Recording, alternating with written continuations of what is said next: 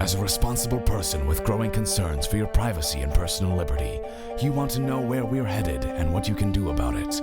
We ask the experts what you need to do to take prudent and responsible action to safeguard your family's wealth and well-being, and what basic first steps will help you to be aware and prepared. ReluctantPreppers.com. Welcome back, Reluctant Preppers. Tonight, our special guest is Jerry Robinson, founder of FollowTheMoneyDaily.com. Jerry is an expert on the strength of the U.S. dollar, on global markets, and alternative sources of income that you can use to diversify and strengthen your family's financial resilience. He's back with us here today on Reluctant Preppers to answer your viewer questions that you have submitted on these topics. Jerry, welcome back again to joining us on Reluctant Preppers. It's always great to be here. Thank you. Now, one of the themes that emerged in the viewers' questions that were submitted have to do with the strength or risk of the U.S. dollar.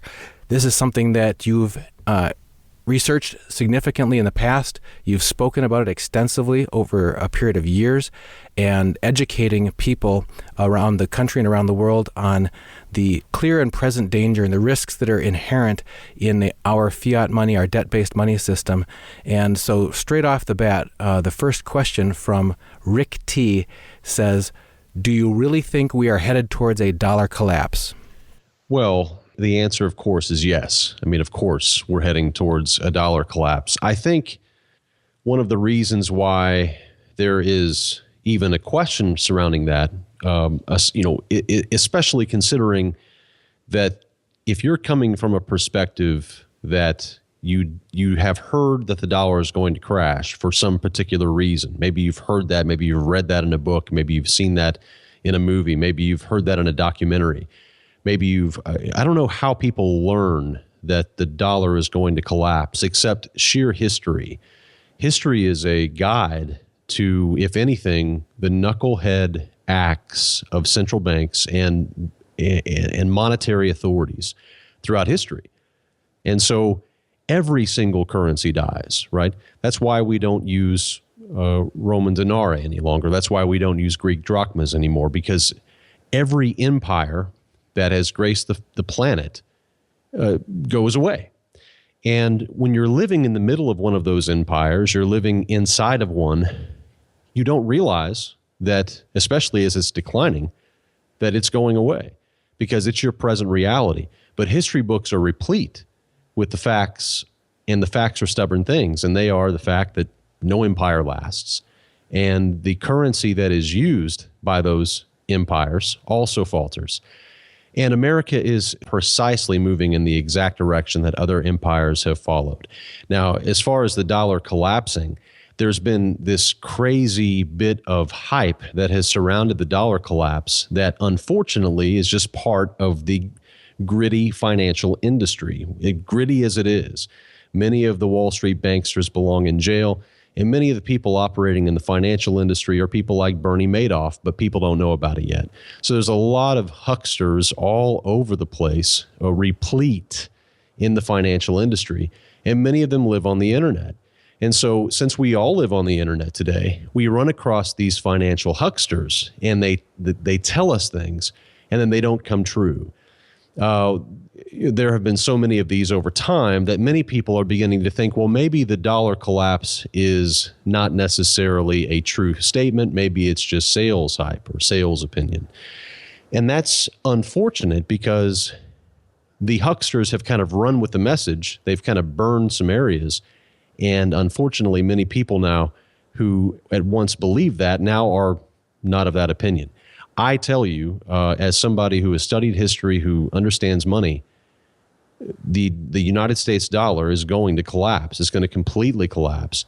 And you know what the linchpin is? We've talked about it before, Dunnigan. It is the petrodollar system. It is whenever Saudi Arabia is shaken, when that country is shaken to its core, and when the revolt and the uprising begins, that's going to cause the entire Middle East to fall apart. Saudi Arabia, in many ways, is the bulwark that holds the Middle East up, and its relations with the U.S. are vital both to our economy and to the stability of the region. So that's why this is such a dangerous thing that we're seeing unfolding now in Saudi Arabia. there is an uprising occurring, even though it's very, very small. Across Saudi Arabia, you're seeing services cut. You're seeing subsidies cut. Government benefits are being slashed because oil is at $30, right? It closed below $30 on this particular trading day. And so, well, it actually closed above 30, but it traded below 30 during the day. And this, of course, is how the dollar is priced, right? And so you're beginning to see other little rumblings as well. There is a new petrodollar story that really hasn't gotten out too much, but it's a story about Iran and India. And very briefly, the two countries are seeking to do oil trade and settle in Indian rupees as opposed to US dollars or euros. But now that Iran is actually having the sanctions lifted, they're going to actually be able to trade in US dollars or euros. And so the Indians are basically offering tax benefits and other types of benefits in an attempt to persuade them to take the rupee. So we're living in a time now where we're beginning to see this global dollar order begin to disintegrate, and it's happening right in front of Washington's eyes. Washington has its tentacles, the Pentagon has its tentacles all around the world. We are completely exposed. Our nation is completely ripe to be hit, and our currency is on the ropes, and the whole world knows it. I mean, the only people who don't know it are the people who are living inside of it and are asleep. Now, a lot of people who listen to this channel are citizens of the U.S. and have a lot of their worth tied up in either in dollars or in assets that are priced in dollars, whether it's stocks. And one of our other listeners is specifically wondering about, in the event of a collapse, how might there be is there some kind of interaction between the collapsing dollar and, in troubled times, a collapsing stock market?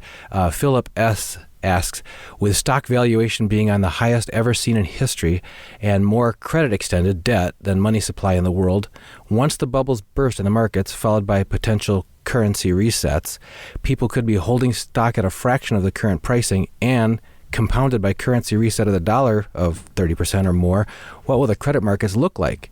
And will the debt have to be a revaluation event?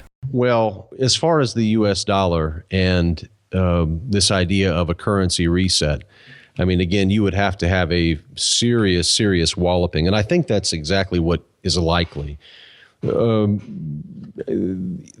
idea that somehow the confidence is going to break down in the central banks, that's really what you need to see this kind of run on the dollar and see this kind of reset required.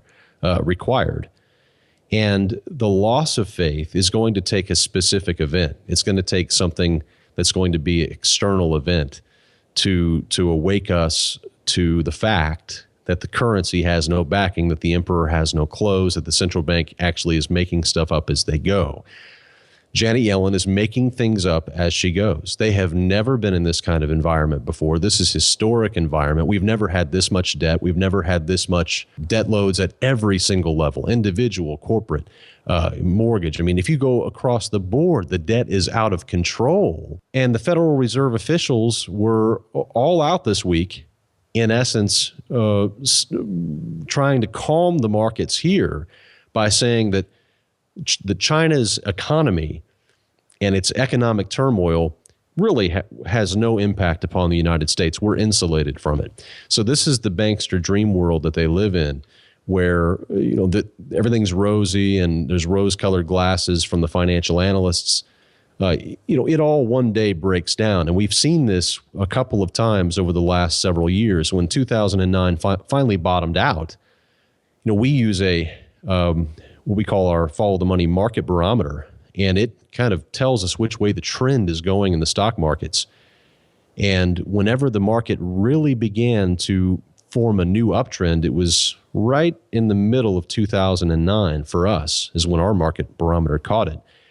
And we stayed in the market until about 2011, when we had some more turmoil. And the volume levels that came out of the stock market in 2011 was extremely scary for the guys on Wall Street.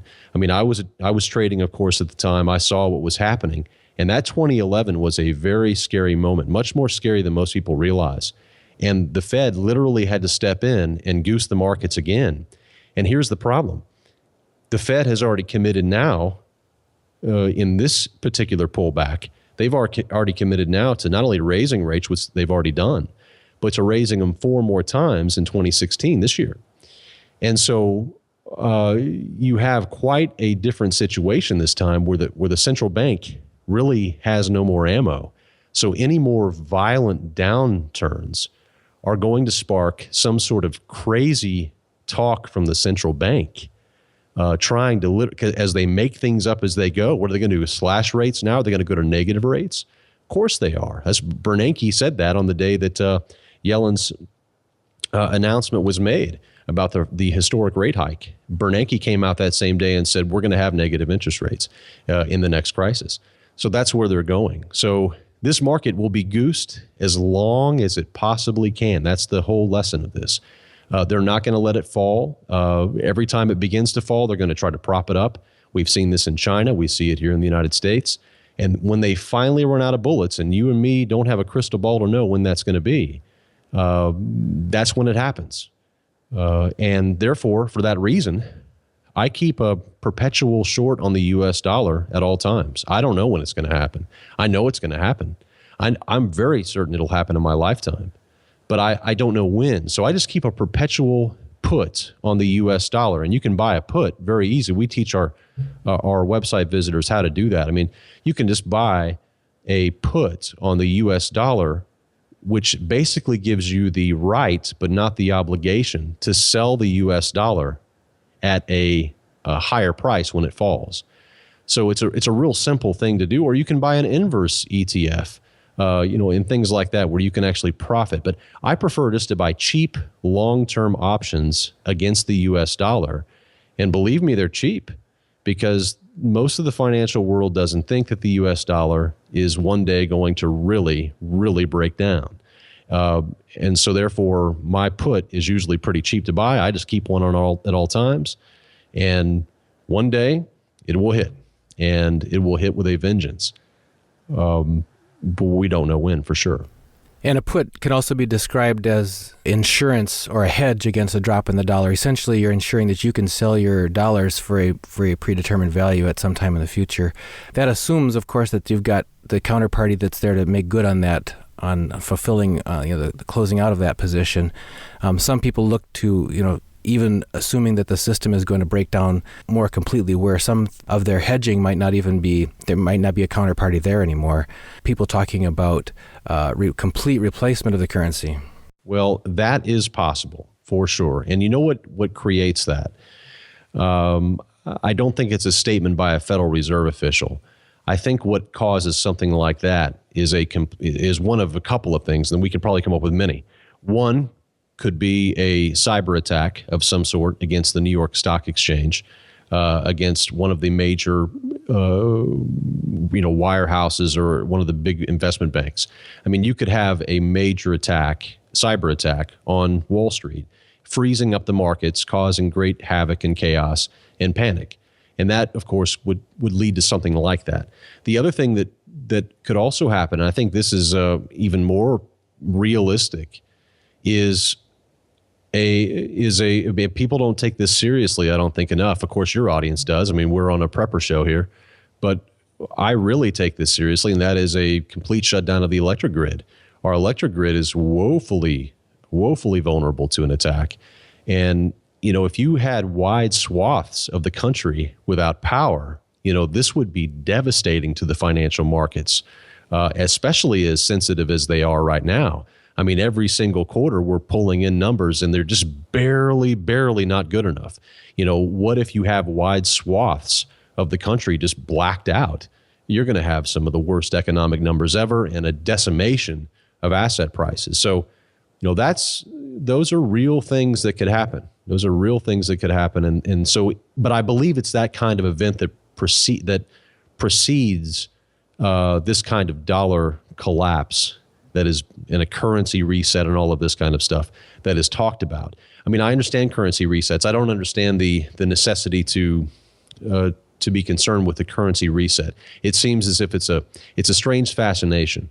The currency reset I think in some ways alludes to the fact that some people believe that we're moving towards a one world currency. And I do believe that. It's true that we have a globalized economy, but that's not the same as a global economy. We still have central banks. There are, 200 central banks in the world today? Something like, there's a tremendous amount of them. But there's really only 8 major central banks that dominate the world economy. There's really only 8. You got the Fed, you've got the ECB in Europe, you've got the Bank of England, the Bank of Japan, the Swiss National Bank, and then Australia and New Zealand have their reserve banks, and then you have the Bank of Canada. And those 8 banks literally dominate the world economy. Most people don't realize that central banks are specifically designed to entrap entire nations into perpetual debt, slaves. That's really what they do. And due to the enormous benefits that are attached to central banking, it's no wonder that central banks desire to consolidate. So therefore, that's why we're seeing some consolidation among these eight banks. They have a wonderful incentive to do so, because the more power that they have, the more money that they can make, the more favors they can gain, and all of this. So it's no wonder that their power leads to their desire to consolidate. So a move by these 8 banks to consolidate would be something, but that's what it would require. And if they did not get the favor of, if they could not convince the other central banks, who all have their own incentives, if they could not get them to join them in their global, love fest that they were going to build, then what you would have is polarization, and that's the only outcome. So every other central bank is not included in this, then you're going to have a great polarization of the wealthy nations and the not wealthy nations, and that's not really what a global economy is really all about. You have to have the whole thing. So we know that it's coming. The world will one day soon, and I believe, have a one world currency, a one central banking authority. But what form that will take, I'm uncertain, but I know it's coming. And related to that possibility of a global currency is a question from Shadow455, who asks, just wondering how close we are to an all-digital currency on a global scale. Is this something that could be implemented following a financial crash? Well, I'm really impressed by, digital currencies, and I don't know what the user is referring to, but if he's referring to a cryptocurrency. But I tell you, that's one of the things that we do tell people, is to be exposed in some way to these cryptocurrencies. Last year, our gold holdings did not do so well, right? We were down a little bit. Our silver holdings, not so well. Our stock holdings, we did great because we were speculating in the markets and we weren't just buying and holding. But you know what did best? One of the best things, just when it comes down to one asset, was Bitcoin. We bought Bitcoin a few years ago, thanks to a friend of mine, Trace Meyer, who's heavy in the Bitcoin world now, big investor. And he had told me early on to buy it, and it was extremely cheap. This year, I remember 2013, Bitcoin was up 5,400%. Last year, I think it fell a little bit. 2014, I should say. 2015, it was up 35%. And so, it was officially the top performing currency in the world in 2015. So there's a tremendous interest, but regardless from the performance, all that aside, Bitcoin technology and all of this is extremely provocative. The applications of Bitcoin and the blockchain technology are being used by finance. They're being used in healthcare. It's really an attractive technology. And for those who believe that a one world currency is coming, the Bitcoin really poses an interesting philosophical question as to what Bitcoin really is and what the technology is really all about. It's a very, very interesting story. But so far, they're not sticking the Bitcoin in your head or in your hand, right? So at that point, that's probably going to be a warning sign. Now, turning the opposite direction, people who, like you mentioned, the possibility of a major electrical grid failure or technological disruption, that sort of thing, people who want to return to completely physical assets, they focus on precious metals at times, including gold and silver. And the ratio between gold and silver has been historically quite different from it is today. People have talked about the ratio of the amount of the metals that are still in the ground versus the ones that have been available for investment, and saying that the prices, the current spot prices, are skewed just wildly. That gold is extremely expensive currently in terms of how many ounces of silver it takes to buy an ounce of gold. And in that question, Jason S. asks, what do you see as the apogee of the silver to gold ratio? Is it actually 1-to-1 possible? And would that target be a good time to swap some silver for gold? Well, silver, according to most geological surveys and the ones that come out at the official ones, silver is going to be completely gone from the Earth's crust within 4 to 5 years. And that's according to, the best analysis available. So silver recycling is going to become, a not a new industry. It already exists, but it's going to become a much more required industry as people begin to recycle silver. So that certainly will be a new trend that you'll see probably in about 5 to 10 years to begin to develop as they try to conserve some of the silver, because we have been digging so much out without any kind of major finds with silver. It's going to be an interesting next decade. So I'm a huge silver fan. But I don't know. I mean, I don't know exactly where those two are going to go. I know why I own gold. I mean, I own gold because I don't trust the U.S. government. I own gold because gold is money. It has been for millennia, and the Bible calls it a money. And God says it is. Gold has intrinsic value. It's owned and hoarded by the richest people in the world, and yet the mainstream press still publicly maligns it. So it's kind of a tip-off. And don't misunderstand me. I mean, I like stocks. I mean, I own them. I like real estate. I own that.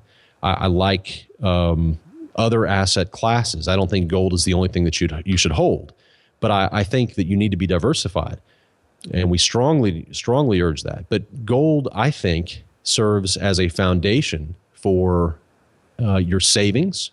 It serves as a foundation for your investments. It's just something that will hold its value over time. And it's the ultimate insurance in a world gone amok like we have today. And I think you need to be real careful when you buy it. We always source it, and we get the cheapest rates we can find. And we always buy bullion. We buy, gold bars, gold bullion.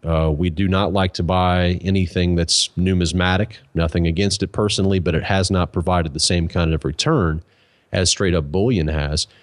In fact, we're putting on a webinar, a precious metals webinar that's completely free to the public. We have about 1,000 seats, and I'll be happy to tell them where to go and invite them. In fact, they might get the invitation before our folks do. So they might be able to fill up the place. But it's just ftmdaily.com/gold 2016. And that, when you go to that URL, ftmdaily.com/gold 2016, you can register for our free gold webinar. We're going to be talking about whether you should offshore your gold and silver holdings. And we'll also be talking about what we see for gold and silver price outlook for the rest of the year. So it'll be a really fun webinar. So you can go to that website if you'd like to register for that. But anyway, gold and silver, I like. I don't know what the proper ratio should be. I know what it has been historically. I know that silver's almost gone from the Earth's crust. I love silver, and I love it at these present prices. And if I could, at our last question here, if I could turn our attention more to what we've talked about some in the past, which is more of an ethics question. And it's a very provocative question. It's very short. Larry D. asks, when does dissent become sedition? Well, dissent is something that is afforded to us through the U.S. Constitution. It's not sedition to speak out.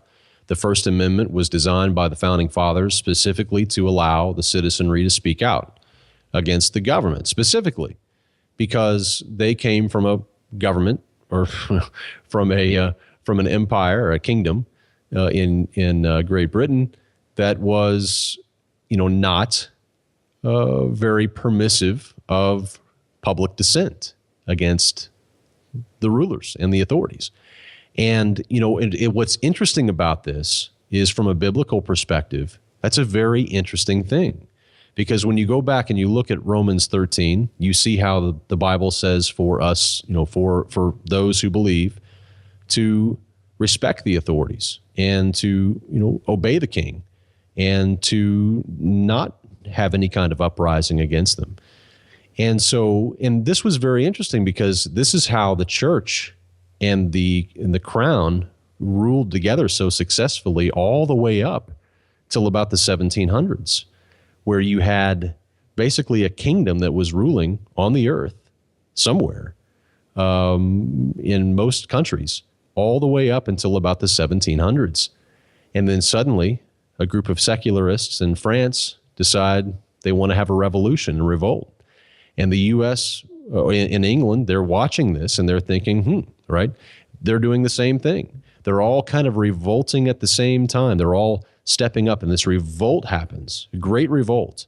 And out of it is born new nations, not empires, not kingdoms, but nation states. And these nation states get to make their own rules, and they don't have kings, and they don't have anybody that they have to obey. And it almost blows Romans 13 and that instruction to obey the king. It almost completely invalidates it for many people. And so when they look at the president, they think to themselves, well, he's not a king, and I have rights, and so I can say whatever I want to say. Well, I think the First Amendment was designed to give us the right to speak out against a tyrannical government. I think exercising your First Amendment rights is, of course, constitutional. It crosses whenever you start introducing violence, whenever you start inciting hate.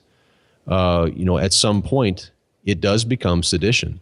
And unfortunately, the powers that be have long sought to put down any kind of uprising, and that's why we've had different sedition acts, throughout our country's history. But and they've been sad, dark stories throughout our country's history with sedition.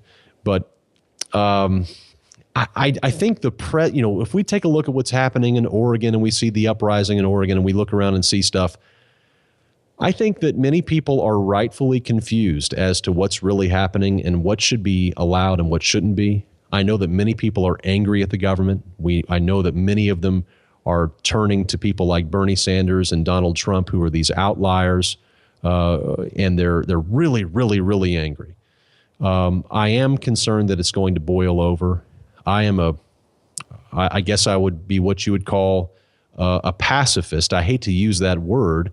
I consider myself more a New Testament Christian. I just follow Jesus, and I'm not the best follower of Jesus by any stretch of the imagination, but I try to follow what he says to do, and he doesn't give me any instruction to do any harm to anybody, and he certainly doesn't give me any instruction to be all bent out of shape about Caesar. Right? He doesn't give me any instruction to be worried about Caesar at all. In fact, he tells me that he has given me a new kingdom and that he wants me to talk about that kingdom. So it's a very, very different world than from what we see today in American Christianity, where American Christianity is fearful. They're scared. They're worried. They're concerned. And then you look in the New Testament and you see it's exactly the opposite spirit that we're supposed to be having.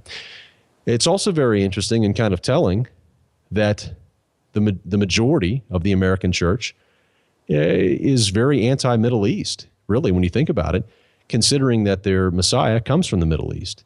Very, very strange. I mean, there's some really strange anomalies when you really sit down and think about it, how we really are in a very bizarre time. And maybe that's fitting. Maybe that fits what the Bible says, that in the last days, men's hearts would grow cold and we would have a time that would be like no other. And it certainly feels like that sometimes. So wrapping up, if I can take away from what you've described there, is we should speak freely and speak intelligently and speak boldly about the truth, and the truth including the risks that are present, but we can also take intelligent actions to prepare ourselves so that we do not need to live in fear, but we can have both for practical reasons and for spiritual reasons, we can have hope and confidence in our heart that there's a glorious ending to this, and we want to be part of that.